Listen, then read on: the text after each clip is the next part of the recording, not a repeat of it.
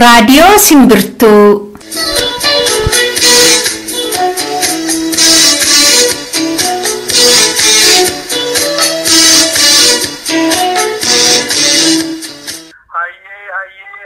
Waaqa gurraacha, waaqa Oromoo, waaqa bokkuu sibiilaa, waaqa shanangadaa, waaqa sagaltaman garbaa, waaqa dalgan booranaa, waaqa ciicoo gurraattii, waaqa siiqqiyaayyoo, nagaadha walitti nu deebistee waaqa waliin nu dubbachiis nagaaf kabajisiif haa ta'u, handeeme nagaan haa galu, fayyaaf nagaa nuuf haa kennu, waan dhalatte haa guddatu, waan guddate haa buru, barri nagaa haa ta'u, bariin nagaa haa ta'u, gaarga nagaa haa ta'u, guddinni nagaa haa ta'u, galgalli nagaa haa ta'u, ganamni nagaa haa ta'u. Torbee wayita sagantaa keenya xumuru deebinee har'a wal arguudhaaf waadaa akkuma galle kunosaatii keenya eegnee waan har'aaf ta'u kan jedhu hundumaa qabannee sin eegaa jirra. Akka mooltan dhaggeeffattoota keenyaan kun qophii Simbirtuuti. Hordofuudhaaf akkasinii tolu mee kanarra qabnu gurra sin buusa. Jalqaba irratti oduu sinitti himna. Itti aanee sirba tokko sin dhageessifneetu gara qophii yaada dhaggeeffattootaatti dabarra. Isaa boodaas sirba tokko sin affeerree gara qophii addaa seenna. Qophiin addaa keenya har'aa dhiha Oromiyaa naannoo Dambii Doollootti qeerroo fi waraanni bilisummaa Oromoo maal gochaa jiru kan jedhu ilaalchisee nama kan dubbisnedha qabannee dhiyaanneerra jechuudha. Dhumarratti kan dhiyeessinu immoo qophii imalaati. Qophiin imalaa har'aas torbee kan eegalle gaaffiif deebii obbo Mirkanaa Abdataa waliin kan goone kutaa lammaffaasaatu dhiyaata jechuudha. Maarree hanga xumuraatti nu waliin turaa jechaa bakka isaa qophiin addaa waan seeneef qophiin simboo dhibuusaaf dhiifama guddaa siniin jedha. Amma kan dursa oduudha gamasitti.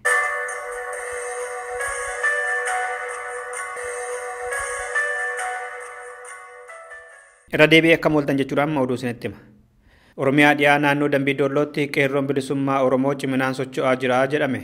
Waraanni bilisummaa Oromoo achitti humna waraanaa Itoophiyaa irratti tarkaanfii fudhachaa akka jirutu himama. Namni raadiyoon Simbirtuu qallamirraa dubbiftee akka jedhanitti qeerroon bilisummaa Oromoo uummata keessa seenee daba mootummaan Itoophiyaa Oromoo irraan geessisaa jiru hubachiisaa jira jedhan. Kana malees waraanni bilisummaa Oromoo humna mootummaa Itoophiyaa irratti tarkaanfii fudhatee hanga harkaan qabachuullee gahuusaadha himani. Haalli qeerroo isa yeroo kamiyyuu caalaa ammas baay'ee ho'ee baay'ee bulluqee baay'ee namatti tola dhugaadha.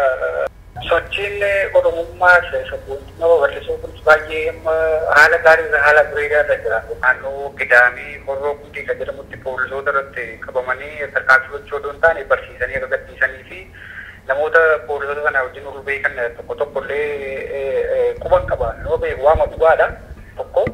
Lammatammoo naannoo karaa Dambii gara Gambeelaatti deemurratti tarkaanfii fudhatamee ture. Kanaaf kanallee uummanni sassana caalaa quba qaba. Dhaggeeffattoota keenyaa kanarratti gama boodaatiin qophii addaa qabannee dhiyaanna. Impaara Itoophiyaa keessatti filannoo bara dhufu godhamuudhaaf deemu irratti dorgomuudhaaf dhaabbileen siyaasaa Oromoo 7 ta'an mana maree gamtaa tokko hundeeffatani. Kaayyoon mana marii sanaas Oromiyaa keessatti humna ta'anii bahuudhaafidha jedhame. Maqaan dhaabbilee kanaas dhaabbata Dimokiraasummaa Uummata Oromoo yookaan OPDO, Paartii Sirna Gadaa, Adda Bilisummaa Oromoo Aabboo, Koongireesii Biyyoolessa Oromoo, Paartii Dimokiraatawaa Oromoo, Adda Tokkummaa Bilisummaa Oromoo fi Paartii Walabummaa Oromoo warra jedhamanidha. Maddi keenya akka jedhanitti maqaan dhaabbilee siyaasaa kanaa hedduun isaanii kan dhagahamu wayita filannoon dhufu horii cuurrachuuf qofaadha. Filannoo ammaa kanarrattis waliin galuun isaanii hamaamoota dhaabbata Dimokiraasummaa Uummata Oromoo ta'uudhaafidha deemuu jedhu Oromoonni hedduun jedhame. Barsiisaa Dirribii Naggaasaa Oromummaatiin yakkamanii mana hidhaa Impaara Itoophiyaa keessa gara ganna 3 erga hidhamanii booda kibxata darbe lubbuun isaanii darbe. Barsiisaa Dirribii Naggaasaa mana barumsaa Geedoo sadarkaa lammaffaatti wayita barsiisaa turan doorsisaa fi hidhaan humnoota tikaa Itoophiyaa irraatii isaan irra gahaa ture. Bara 2011 irraa kaasee humni tikaa Impaara Itoophiyaa Karchallee fi Maayikalaawwii dabalatee manneen hidhaa garaagaraa keessatti zalliilii hamaa isaan irraan gahaa turanii jedhu maddi keenya kaleessa reeffa isaanii bira turan. Mana hidhaa keessatti miidhaa guddaan isaan irra waan ga'ee fi tajaajila fayyaa waanta yerootiin hin arganneef fayyuu hin dandeenye. Mudde 9 du'anii mudde 10 bakka dhaloota isaanii aanaa calliyaa ganda liibaan suuqaxalitti awwaalamani. Yakki isaan itti himatamanis Adda Bilisummaa Oromoo fi Qeerroo Bilisummaa Oromoo keessa jirtaa kan jedhudha jedhani maddi keenya.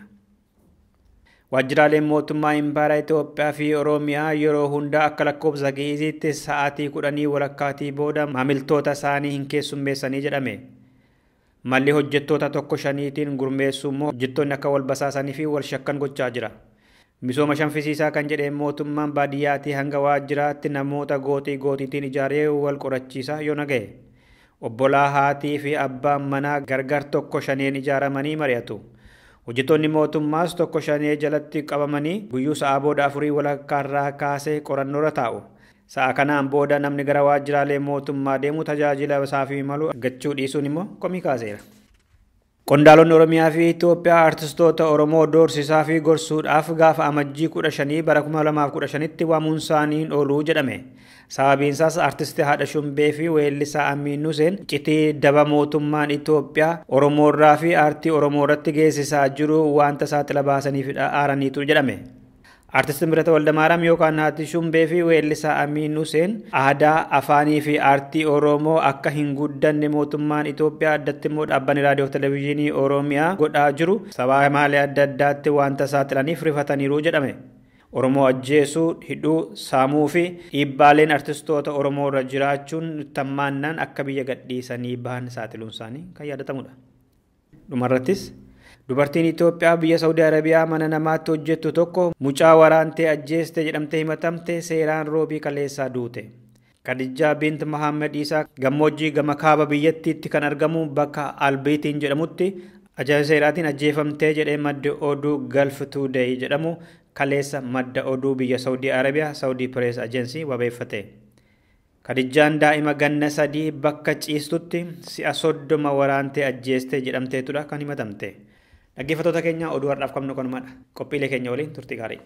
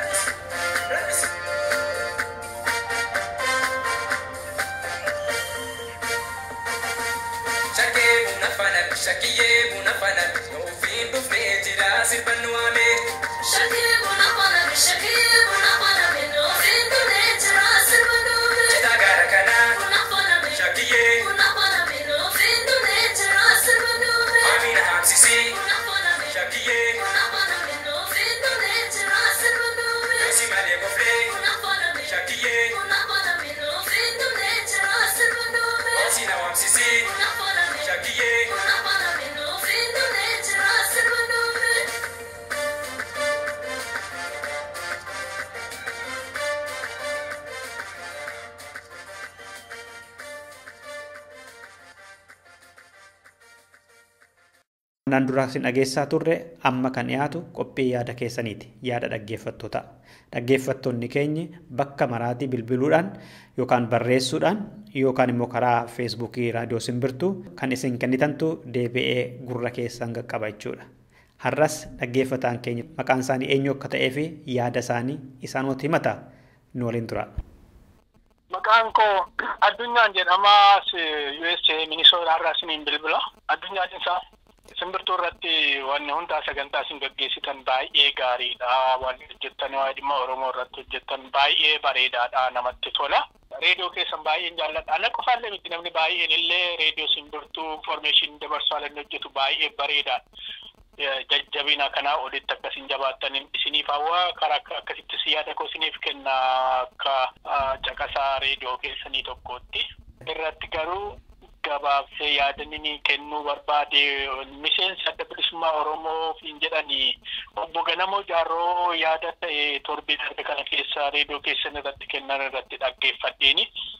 waan maaliif yaada isaanii kennanii jibbinsaaf yookiin sana haala biraatti ilaaluu osoo hin taane yaadni kennamuu qabu waan uummata keenya ijaaruu waan qabsaa'ota keenya jajjabeessu otoo ta'ee hin filadhe. Akkanarrattis yaadni maanni isaan kennan irratti isaan akka jedhanitti as Minnesota Minneapolis akka jiraatanidha. Bara 1970 kutaa keessa mana hidhaan ture jedhanii achi booda daballee adda bilisummaa Oromoo akka turanidha. Har'as akkuma miseensa adda bilisummaa Oromootti naafaa qabamuudhaan haasa'aniiru. Good gaariidha waan isaan godhanii qabsoorra isaan turan sun baay'ee yaada bareedaadha. Akkuma Oromoon tokko godhu waan isaanirraa eegamu godhaniiru akka yaada isaanii ibsatanitti. Garuu asirratti xinnoo waan isinillee ilaaltan yeroo yaadni kun kennamu maaliif haalli nuti irra jirru Oromoota ijaaruu warra qabsaan jajjabeessuu irratti waan ta'eetiif namoota warra hojii hojjetan haalan taaniin xinnoo hamilee isaanii tuquun Oromoota warra qabsaan kaanillee hin tuqa. Maaliif warri qabsaan jireenya isaanii dhiisanii dhimma uummata Oromoo irratti dadhabu waan ta'eetiif.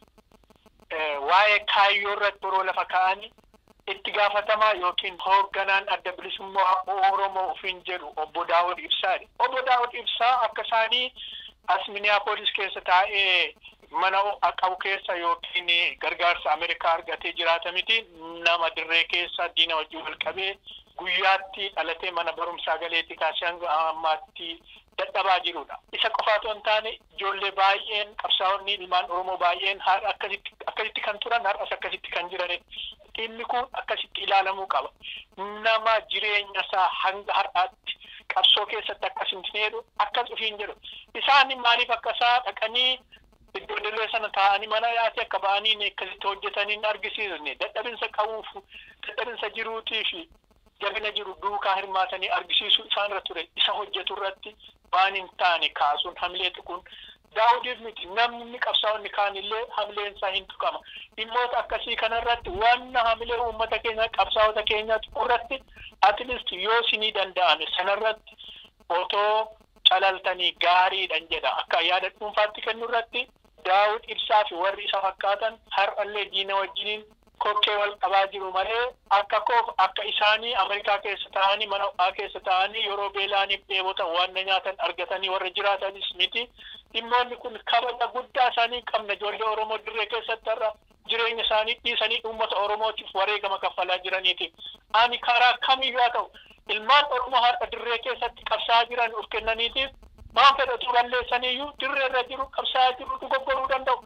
Garuu isaaniin xinnoo waan hamilee isaanii tuqu dubbachuun uummatuma isa kaaniyyuu hamilee tuqaa ishee kanarratti akkasiin xinnoo haalli kun akka inni sirraa'u irratti maa hojjettan hin barbaada. Hamma danda'ametti waan uummata keenya ijaaru yaada uummata keenya ijaaru waan iddee gidduu keenya ismuus gochuu danda'u malee yaada waan xixiqqoo kaleessaa sakkisne wal madeessuuniitii fi isa hojjetu humna dhowwuu miti. Inni hojjetu dogoggoruu danda'a. Isa sanarratti nuti immoo waan beeknuun dandeettii qabnuun beekumsa qabnuun sana gargaaruu nurra jiraata malee isa hojjetu irratti quba qabuutii fi xinnoo badii daddarban irratti walitti funaanneentiin jechuun haadhoon bu'aanuu buusee natti mul'atu akka yaada kootti kanaatiif hin kaase kanaaf natti dhaga'ame. Ani jireenya koo jiraachaa jira Ameerikaa keessa tolus hammaatus garuu inni jireenya isaa dhiisee akkasitti jiraatu immoo ni jira. Anis qabsoo sana keessa kaleessa dabarsee dhufe argeen dhufe isa ta'u. Kanaaf amma umurii guutuu keessatti jiraachuu mitiiti waggaa tokko lama keessatti dabarsuun baay'ee hamaadha hadhaadha. Kanaatiif hin jedhe namarratti murteessuun xinnoo ulfaata jarroota akkasii kanarratti. Kanaaf waan na dhaggeeffattaniitiif galatooma qophii reediyoo keessanii baay'ee bareeda.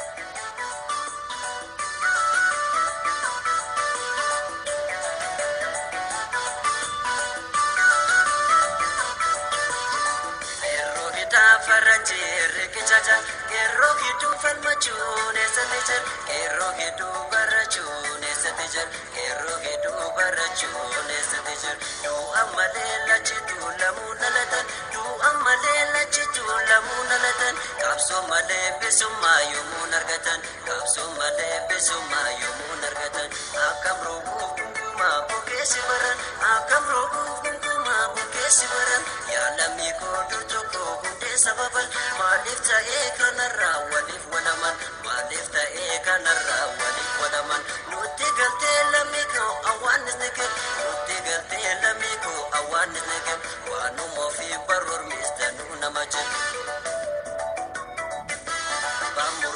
Maltu nama murra ulee shimalas maltu nama murra ulee shimalas gamtaan ka'a malee gamtaan lola malee maltu namaaf lola ofiin lola malee maltu namaaf lola ofiin lola malee.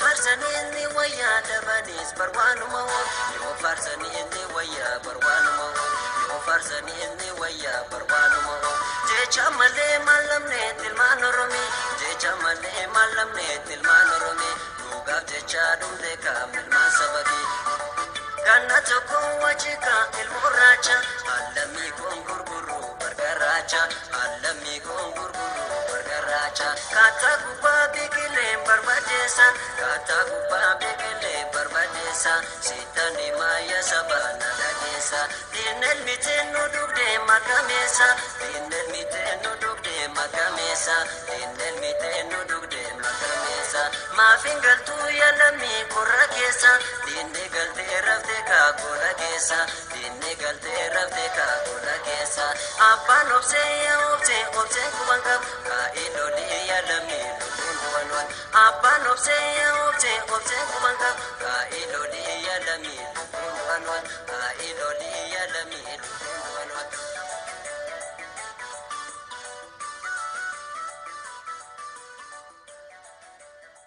Dhaggeeffattoota keenya amma kutaa lammaffaarra jirra. Innis qophii addaatu dhiyaata. Qophii addaa har'aa kanaatiin yaadaan gara dhiyaa Oromiyaa naannoo Dambii Dolloo isin geessine achitti qeerroon bilisummaa Oromoo maal gochaa jira? Waraanni bilisummaa Oromoo tarkaanfii fudhachaa jira inni jedhamu kun hammam dhugaadha akka jedhu jiraataa achi keessaa kan ta'e nama tokko dubbisneerra. Sababa nageenya isaaniif jecha maqaa kiyya hin dhayinaa nuun jedhaniiru waan ta'eef maqaa isaanii isinitti himnu. Mee bilbila bilbilame. Hello akkam jirtu? Fayyaa jirtu nagaa keessanii. Mee Dambii Dolloo maalirra jirti? Haalli qeerroo maal fakkaata? Uummanni maal keessa jira? Meedatti yeroo ammaa kana? Haalli qeerroo isa yeroo kamiyyuu caalaa ammas baay'ee ho'ee baay'ee bulluqee baay'ee namatti tola dhugaadha. Sochiin Oromummaa sabboontii nama bal'isuu kunis baay'ee amma haala gaariirra haala bareedaarra jira. Gaariidhaadhaan dorgomaa ture. Magaalaa Dambii Dolloo qofa keessa odoo hin taane naannoo kanatti dhimma Kidaamii Qeebbe eessa iddoo hundaa godina kana maraa quban qaba baay'ee namatti tola. Maaddiin ijaaramee magaa wannan kaasuu barbaachisaadha jedhu qotee bulaa keessatti haalli kun xiqqeeroo kan jedhu xiqqoo see haaraa wayii gana mormoo ta'ee barbaachisu barsiisuun qaba. Qotee bulaan quban qabu jechuu keessanii badaa waa'ee qeerroo kana baadiyyaa inni jiruun. Tasa quban qabu jechuu koo miti amma yaadamuu dandeemamni kan magaalaa wajjin yeroo wal bira qabu. Odeeffannoon baadiyyaa qaqqabsiifameeru waa'ee sochii qeerroo magaalaa baadiyyaa kan qaqqabaa jiru xiqqaadhaadha kan jettan. Xiqqaadha jechuun tasumaan hin danda'amu. Xiqqaadha jechuun tasumaa hin danda'amu. Amma kan barataan bira jira barataan Oromoo goototi barattoota Oromoo godhaa turan dhugaasitti wanni guutuun kan deeggaraa turedha. Wanni asirratti hubachuu jira jiru barataan Oromoo qeerroo ta'uu maqaa kallattii diinaa wallaalu malee jarri kun eessarra akka deemaa jiranii fi eenyu hoogganamaa garamitti akka deemaa jiran waan ifa galaadha. Kun beekamaadha. Wanni isii kaasuu barbaadu qeerroo kallattii yeroo jettu namoota qaroomini dugdatti gadi baadiyyaa keessa jiru san dura reediyoo qofaan hordofaa ture beekee amma reediyoon kompiliitirii jaam ta'ee wanni takka dhaga'amu dukkanuma hamaa kana keessa taa'ee namni dhugaasitti harki caaluma beeka. Uummata keenya hundumaa baruu qaba dhugaasitti maanni kun ergama irra jiru baruu qaba. Fedhiin uummataa uummanni baadiyyaa maal qaba? Mootummaa amma jiru kanarratti ilaalcha akkamii qaba? Argitee gaaf tokko dhugaatii dhufasiin jedha. Dhugaan dhufu kun dhugaa waaqayyo waaqa jedha sitti fakkaate dhugaa adda bilisummaa Oromootti beeka. Uummanni qotee bulaan kanaafaan guutee sitti hima. Guyyaa isaa kana siin jedhu baatu akka inni dhufu Jaarsillee qote bulaan abdii guutuu qabaa jechuudha. Kana ta'uu raawwatu. Mootummaan immoo maal godhaa jira naannoo keessanitti amma uummata faana akkamitti ol simataa jiru? Argitee tokko shaniin nama walitti ijaaranii maal godhanii uummata walitti buusuudha nagaan qabu. Argitee uummati amma ollaa walii gargattee walirratti kakaasu wanti akkasii bal'inaan hojjetamaa jira. Wanni mootummaan itti hojjechaa jirtu dhuguma sitti maan tokkitti makana qofaa yoo jedhe sitti nan sobsiisu. Amma argitee bakka hin jiru kana karaan kan dur hojjetame jajjabaadhuma ibsaan hin jiru bishaan hin jiru. Al tokko tokko dhugaa gaaffii mootummaan jira ka jedhu jige mootummaan ka jiru kan nama hidhuu nama xiqqoo ilaalcha kan maaliif akkas ta'e jedhee akkatti deebisuudhaan yaalu hidhu nama gaaffii waa'ee asii fi tokko shaneen uummata walitti buusuuf mootummaa dhaabatee jiru qofaatti fakkaata. Manni kana hundaa'u baree jira amma dhugaatti baree baatee haa ta'u waan abdatee haa ta'u amma taatee kana bisa jechuudha. Waan haa ta'u biratti malee keessisaa yoo sitti makeessa. Naannoo Dambii Doolloo kana waraanni bilisummaa Oromoo waboon socho'aa jira jedhama. Tarkaanfii mootummaa Itoophiyaa irrattis fudhataa jira jedhama. Dhuguma quba qabdu waan kana waan quba qabdan jira?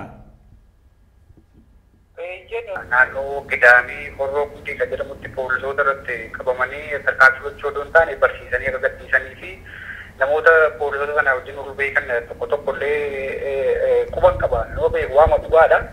Wanti irratti isaan egaa argitee uummanni kana dhibbaa quban qabu maaliif iccitii godhanii qofaan isaanii waan ta'eef dhoksaanii jiru garmalee tokko lammata immoo naannoo karaa Dambii gara Gambeelaatti deemsifate tarkaanfii fudhatamee ture kanaaf kanallee uummanni sana caalaa quba qaba maaliif yoo jette achirratti sochiin konkolaataan akka lolee gadi deemne uguramee ture uguramuuni naannoo sanatti waraanni densili baay'inaan argamuun sammuu mallattoo tokko tarkaanfiin akka fudhatamee fi tarkaanfii kanaan wayyaan akka barraatan ta'uu isaa egaa namoota jalqaban yoo dhufanii immoo quba qabu. Naannoo Wallagga dhiyaa kana keessa waraanni bal'inaan qubatee jira moo akkam kan mootummaa haasaan keessan kana fakkaata yoo baay'atee jiraate maaliif? Inuma jira argitee hanqinni sanaan jiru amma Gidaamii lafa jedhamu kaampiin waraanaan jira argitee karaa keessaa kun Wallagga keessa numa jiru. Wanni xiqqoon ka'ee jennaan battala boobanii bineensi biraan baasu bara Wallagga keessa dhugaatitti maanna. Kan siyaasoof jabu wanni takka ka'ee gaafni akkasii jedhu uummati amma kan akka inni bakkeen baafanne godhe tokko isa kana waraana nama jira iddoo garaagaraa qubatee jira battala bitanii biraan baasu tarkaanfii akka irratti fudhatu. Waraanni immoo jiraataa gandaa irratti dhiirratti dubartii irratti tarkaanfii ni fudhatu jira? Sochiin woboon godhame jedhamee shakkamutti naannoo sanatti jarri kan xiyyaafatan.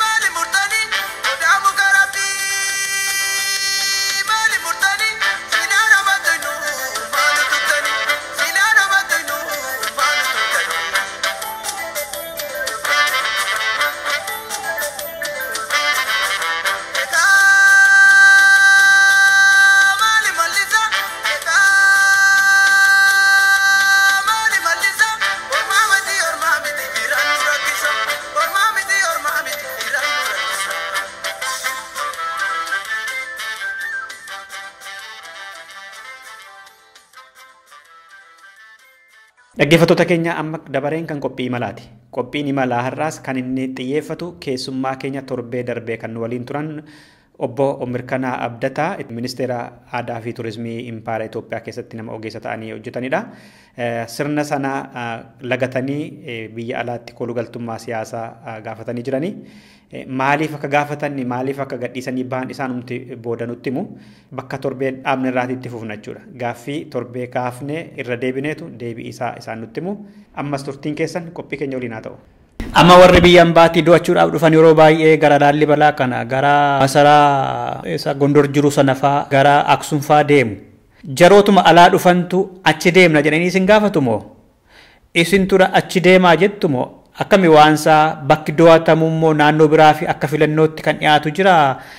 Wanti agarsiifamu bakka kana biyya akkasii kanatu jira bakka kanatu jira jedhamee isaaniif dhiyaatee isaantu filattee ol deemamoo gara kibbaa fi Oromiyaa kana deemuun feene. Warri seenaa bakka seenaa ilaalcha deeman gara kaabaa yeroo baay'ee deemu. Warri alarraa lafa bitachuu dhufan immoo Oromiyaa, Gaambeellaa fi Beenishaangulitti ergamu. Wanti kun akkamidha? Waan gaarii tuuristoota fidanii daawwachiisuu keessatti kan qooda fudhatu namoota dhuunfati. Kaampaaniiwwan dhuunfatu jira jechuudha. Waa'ee kaampaaniiwwan dhuunfaa kanaa xinnoo waan isin jechuu barbaadu jira. Kaampaaniiwwan kun maal jedhamu? Tuur opereetarootaa jedhamu. Tuur opereetaroonni kun maalidha? Tuuristoota fidanii maalitti gurguru? Tuuristii biyya alaa dhufanii yookiin Ingiliz yookiin Ameerikaas ta'uu danda'a bakka tuuristiin jiru dhaqanii waan akkasii qabna biyya Itoophiyaa jedhamtu keessaa. Waan akkasii qabna tiraanspoortii hamma kana isin kaffalchiifnaa, nyaataaf hamma kanaa, sireedhaaf hamma kana isin kaffalchiifnaa fagoottati doobadhaa jedhateetidha kan itti gurguramu jechuudha. Kanaafuu paakeejii gurguru jechuudha. Eenyutu gurgura kan warra dhuunfaatti gurguru. Warri dhuunfaa kun immoo kaampaaniiwwan akkamitti eeyyamni kennamaaf jettee gaafa laaltu eeyyamni kan kennamuuf dirqama konkolaataa sadii qabaachuu qaba namni tokko kaampaanii akkasii banuuf jechuudha. Konkolaataa sadii qabaatee eeyyamni ni kennamaafi dhaqee beeksisee tuuristoota kana fidee daawwachiisaa jechuudha. So namoonni eeyyamni kennamuuf namoota akkamiiti? Namootuma sirnoota darban keessatti qabeenya kuufachaa bahanii fi namootuma akkasiitu jira jechuudha biizinasii kana keessatti. Namoonni kun eeyyama isaa qabu gaafa beeksisanii nama kaabaa qofa beeksisu galiin isaanii waggaatti warroonni guguddoo jedhaman kan mootummaatti beeksisan jechuudha. Kan dhoksaniin alatti akkaawuntii biyya alaatti bananii akka taaksiin kaffalleef kan alatti galfatanii jiru baay'inaanii kan mootummaatti beeksisan haga miliyoona 40 argatu jechuudha kaampaaniiwwan sun waggaatti. Minimum haaraadha jedhame miliyoona 1 ni waggaeffata birrii kaampaaniin tuur opereetarii kun jechuudha. Kaampaaniiwwan kana gaafa argitu eenyudha isaan gaafa jettu even mootummaaf iyyuu namoota hin deebine duubatti. Federaalizimii biyyattii nama keessa jirtu kamiyyuu Oromoon na hafaa waan baay'eetu na hafaa jedhee waan gaafatu kana keessa namoota mormanidha jechuudha. Siigaleeraan sirumayyuu sabdaneessa biyyattiin qabduyyuu namoota fudhanneedha kaampaanii kana raan godhu jechuudha. So namoonni kun gaafa beeksisan wama isaan barbaadanidha kan beeksisanii tuuristoota fidanii daawwachiisanii jechuudha. Mootummaan kana ni qarqaaraa akka beeksisan ni godhaa yeroo tokko tokko dhaqee ni beeksisaadha. Beeksisuu kanarratti iyyuu haalota mijeessaa jechuudha mootummaan. Kara guddaa amma biyya kanas kan hin dhufee gara akka kaampaanii 12 fidee dhufee kaampaanii 12 wajjin dhufee haaluma mijeessita malee waan taate baay'ee hin beeksisu hin jiru. Haalumatu biizinasii hojjetaa jechuudha. So kaampaaniiwwan kun fidanii gaafa san godhan as keessa namni keenya ni jira biizinasii kana keessatti gara kaampaanii 310 jira biyya san keessa. Kaampaaniiwwan Oromoo fi yookiin uummatoota kibbaa keessaa jiran hagam jettee ilaaltu lakkoofsan barbaaddeetuma argitu. Mootummaa sirna kanaa fi sirnoota darbate namootuma kanatu keessa guutee jira. So haala kana keessa namni itti dhiibee waan naannoowwan kana keessa jiran beeksisan hin jiru. Yoo biizinasa isaaniitiif taatee isaaniiyyuu ni beeksisu yeroo tokko tokko jechuudha. Fakkeenyaaf gara Affaaritti ni beeksisu, gara uummatoota kibbaa naannoo Oomoo bakka jedhamu warra Hamar, Mursii warroota jedhamantu jiru. Uummata kana biratti dhaqanii ni beeksisu. Ibn mootummaan iyyuu yoo karaa tolchuu barbaadu yerootti mormantu jira jechuudha.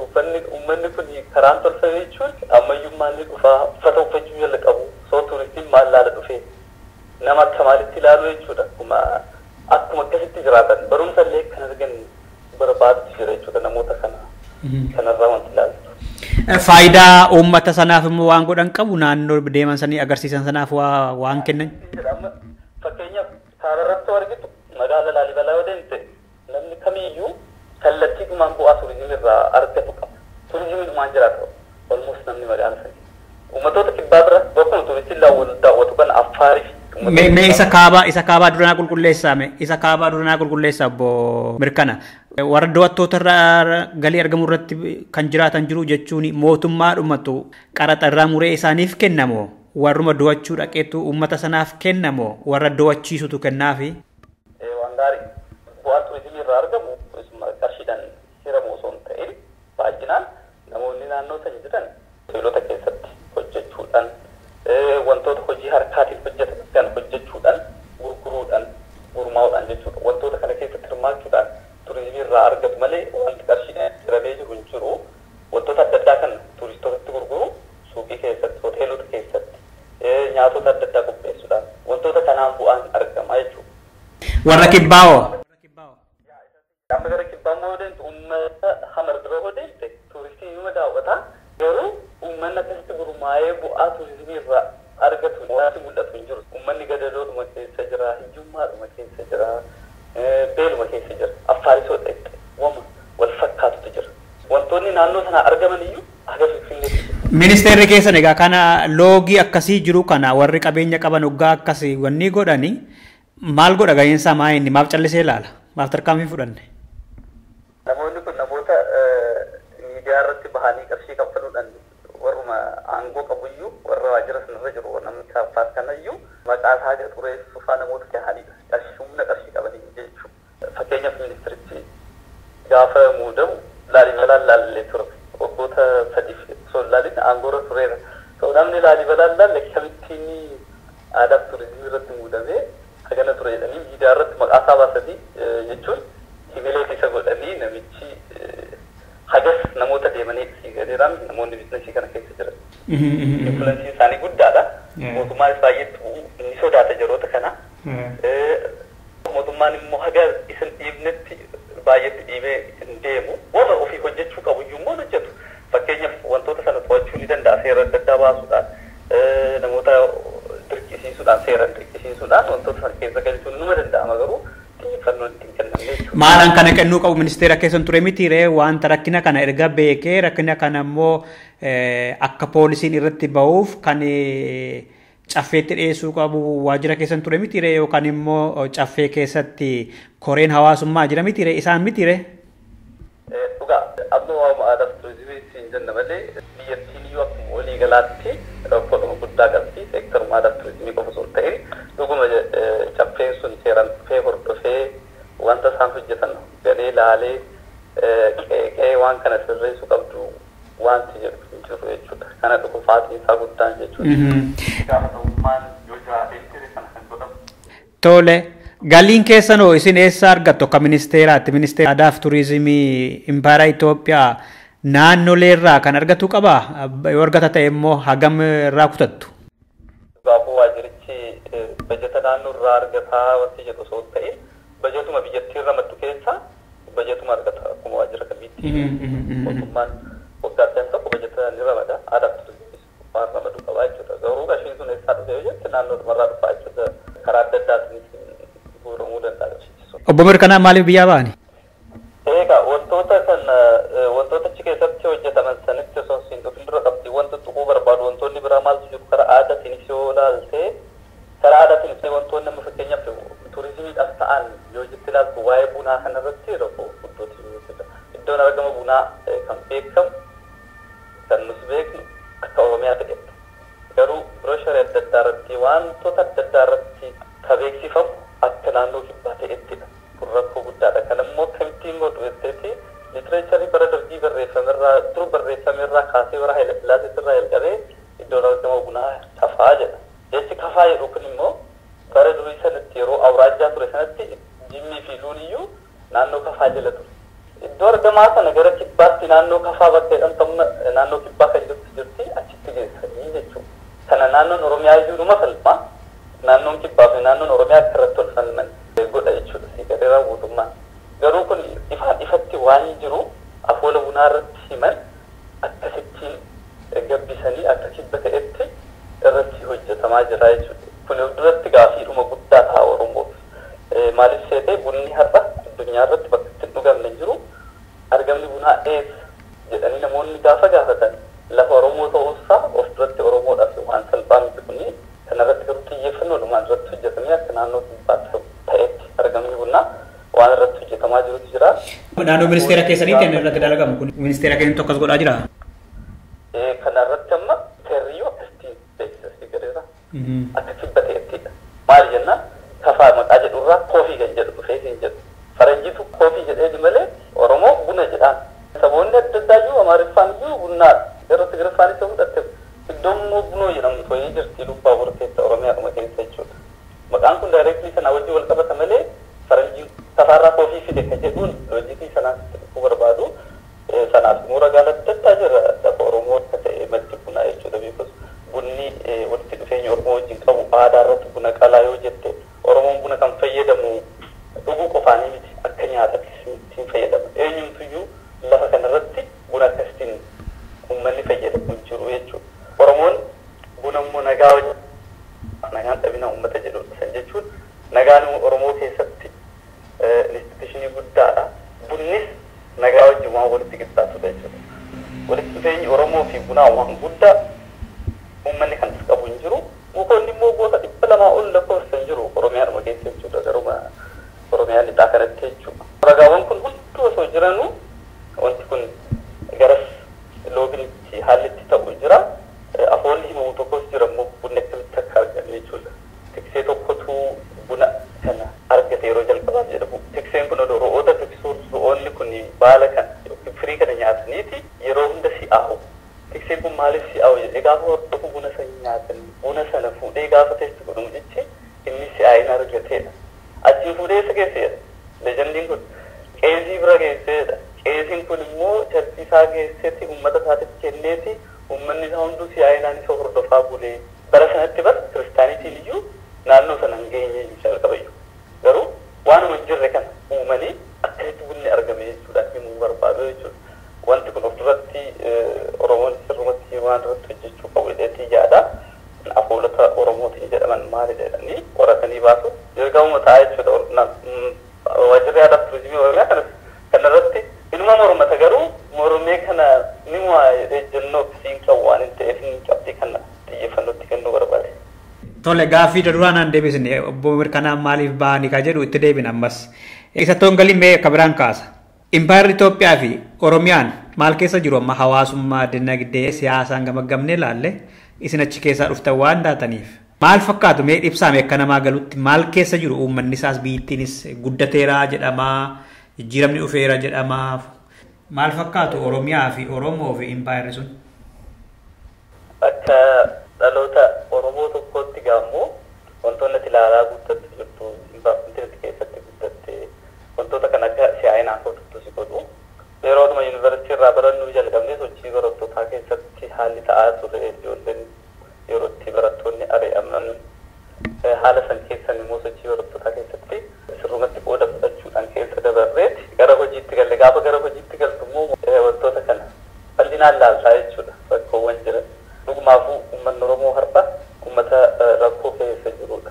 Karaa diinagdeetiin yoo fudhatte baadiyyoota Oromiyaa keessa gadi buutee gaafa laaltu namni al tokko nyaatee yeroo lama nyaachuu hin dandeenye yeroo tokkoyyuu nyaachuun yeroo itti ulfaataa ta'edha hawaasa Oromootiif baadiyyoota keessa jiraniif. Uummanni baadiyyaadhumatti gatamee uummata jirudha hawaasni keenya. Haaluma baay'ee nama gaddisiisu keessa hawaasa jirudha.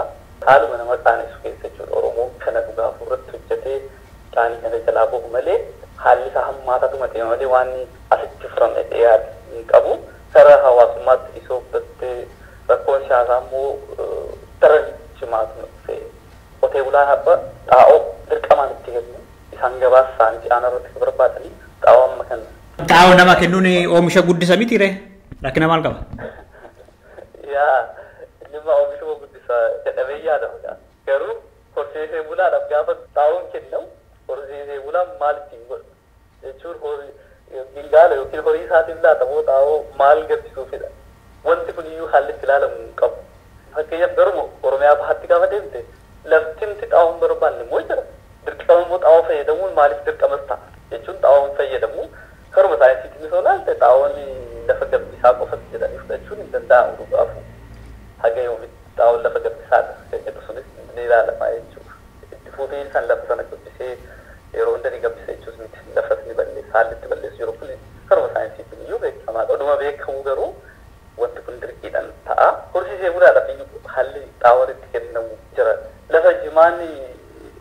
Oromoo gara bahaa lafti Jimmaa dhaa'uun barbaanne ni jira. Sanatti dirqiidha namni itti fayyadamu fuudhee mana kaawwataa jechuudha.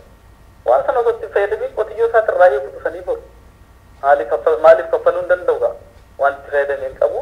So kuni sirnichi hagam tokko ummaticha gadi bu'ee. Dirqama dhaadhaawaa fudhachuun? Sirriitti dirqisiisu. Kanaan alatti iyyuu walga'iidha. Yeroo itti hojii hojjetu iyyuu jiru jechuudha. Gandarratti gooti irratti walga'iidha. Yaa bari walga'iidha. Uummanni kan sirriitti lubbee. Maal mari'atu immoo walga'anii?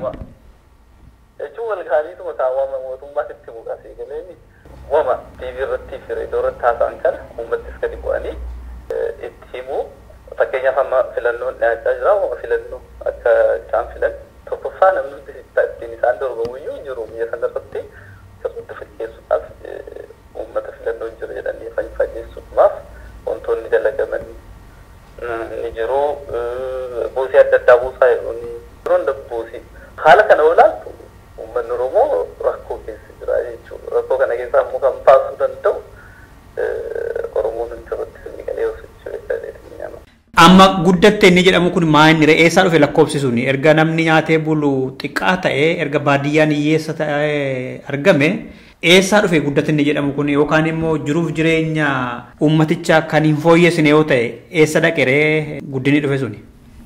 Guddina yoo jedhamu wanti jiru gaabba fakkeenyaaf riippoortiin adda addaati iyyuu jira biyyi sun guddatteerti garuu dimokiraasiin jiru mirgi dhala namaatti itti eegamu wantoonni jedhan sun haraayyuu garamitti deemaa jira biyyattiin sun guddatteerti dhuguma guddatteerti garuu mirguma kabajnee waan jedhutti nama geessaa jira garuu dhugaan jiru guddinnis hin jiru mirgi dhala namaas hin kabajamu dimokiraasiinis hin jirudha haala akkasiitti fudhatamuudhuma qabanatti fakkaata maaliif yoo jette guddina jechuun nama tokkoon irratti qotee bulaa tokkoon irratti jijjiiraman argamsiisu taanaan namoonni mootumti muraasni magaalota irra jiran namootumti bicuun sabab muraasa irraa dhufan biyya san keessatti yoo ijaaran biyya san keessatti faabirikaawwan adda addaa ijaaranii lafa fudhatanii hojjechuu danda'an jechuun biyyi sun guddattee hawaasni keenya fayyadamee jechuus miti jechuudha.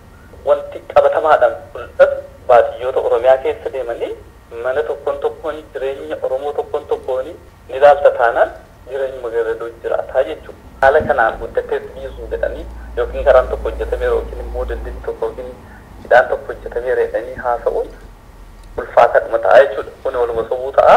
Uummanni immoo jireenya taane keessa jiraata. Uummanni kun immoo akka jiraachaa hin jirre waan ofii beeku uummanni kun ofirraa wantoota rakkoo kan sochoosee ofirraa buusuun yeroo itti ka'u fagoo miti jechuudha. Akkamii baay'inni namoota Oromoo qabeenya horanii misooma keessa yookaan investimentii warra jedhamu keessa lakkoofsi Oromoo jiranii dabalaa jira moo hir'ataa jira moo akkamidha sirnoota darbee waan ogeeyyiin ilaalan?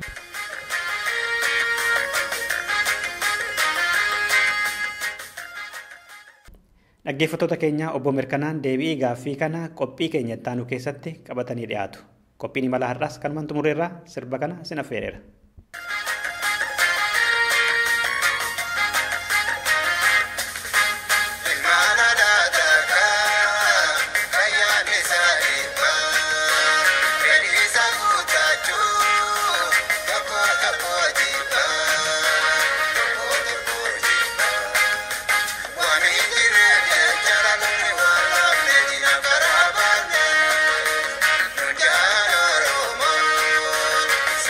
Come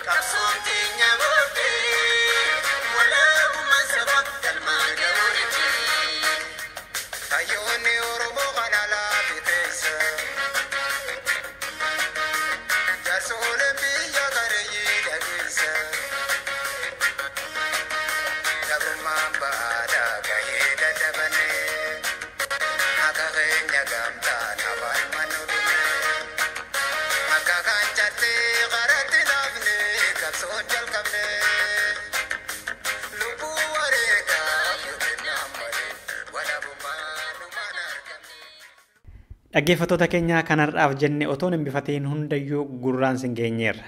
Akkatti gammadan abdii keenyadha. Torbee dhimma biraa qabannee walitti deebina. Hangasittuu haala gaarii fi bakka gaarii keessa akka turtan hawwii keenyadha yeroo hundumaallee. Sirba kanaan nagaatti jenneerra.